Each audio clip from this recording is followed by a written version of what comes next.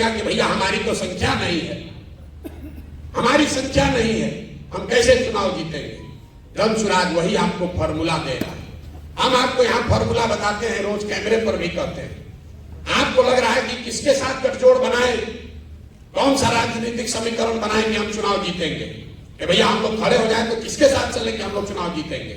हम आपको उसका फॉर्मूला बता रहे हैं।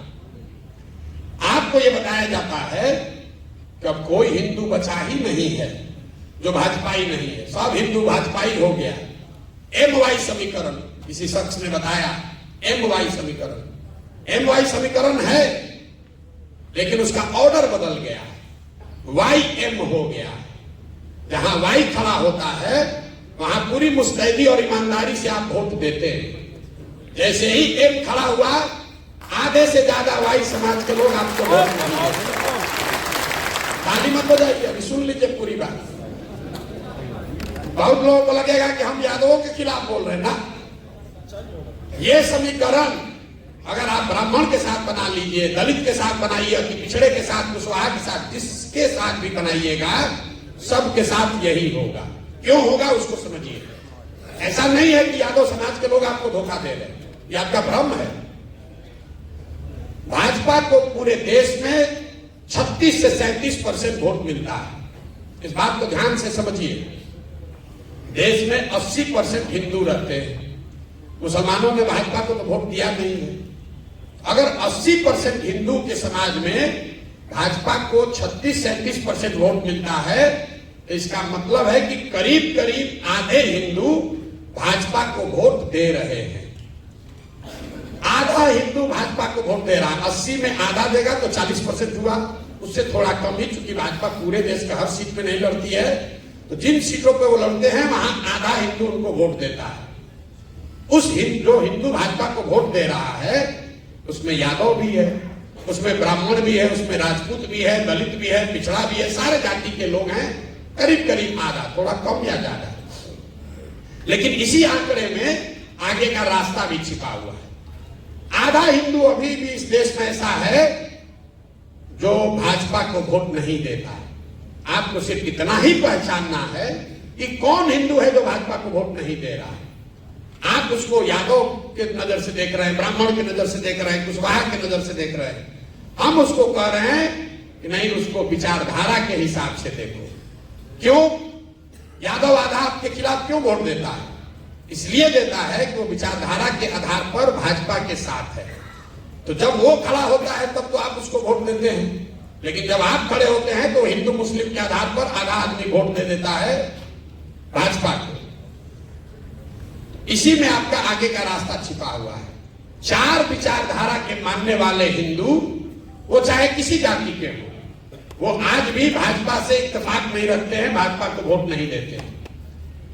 जो गांधी के विचारधारा को मानने वाला हिंदू है वो आज की भाजपा के साथ नहीं चल रहा है। जो बाबा साहब अंबेडकर को मानने वाला हिंदू है वो भी हिंदू आज भाजपा के साथ पूरी तरीके से नहीं है।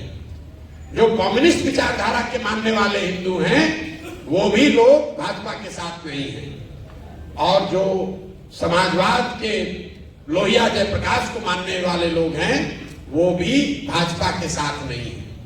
तो आपको करना बस इतना है कि विचारधारा के आधार पर जो चार विचारधारा के मानने वाले हिंदू हैं, जो कि आधा हिंदू समाज है, उनके साथ अगर 20% मुसलमान सामाजिक राजनीतिक गठजोड़ बना ले तो 40 और 20 आप हुए 60 और भाजपा हुई 40। यही जन स्वराज के राजनीतिक सोच का आधार है, जो डेटा पर आधारित है, अनुभव पर आधारित है। इसको हमने 10 राज्यों में करके दिखाया है।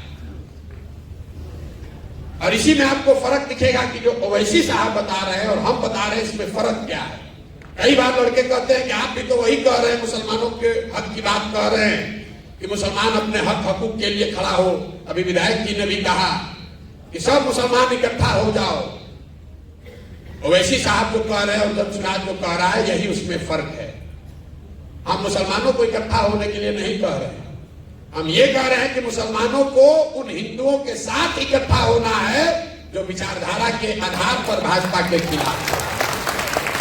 अगर सिर्फ मुसलमानों को इकट्ठा कीजिएगा जो ओवैसी साहब बता रहे हैं, तो यही बात तो भाजपा चाहती है कि आप सिर्फ 20% इकट्ठा हो जाइए ताकि बाकी का 80 एक साथ हो जाए। तो फार्मूला यहां है। और क्यों गांधी का पिक्चर इसमें लगा हुआ है? हम कोई काम ऐसा नहीं करते हैं जिसका पहले से प्रमाण ना हो।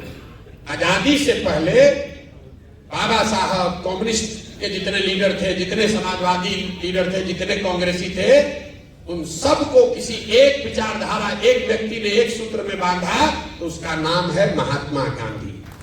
इसलिए इस पूरे अभियान में सिर्फ और सिर्फ गांधी ही है कि इनके ही, वो गांधी में ही ताकत है, उस विचारधारा, उस शख्स में ताकत है कि इन 4 विचारधारा के मानने वाले हिंदुओं को इकट्ठा करे, और उसके बाद अगर आपके साथ उसको जोड़ दिया जाए तो आपके पास विचारधारा भी होगी और आपके पास वो संख्या भी होगी ताकि आप राजनीतिक लड़ाई लड़े और जीत सके।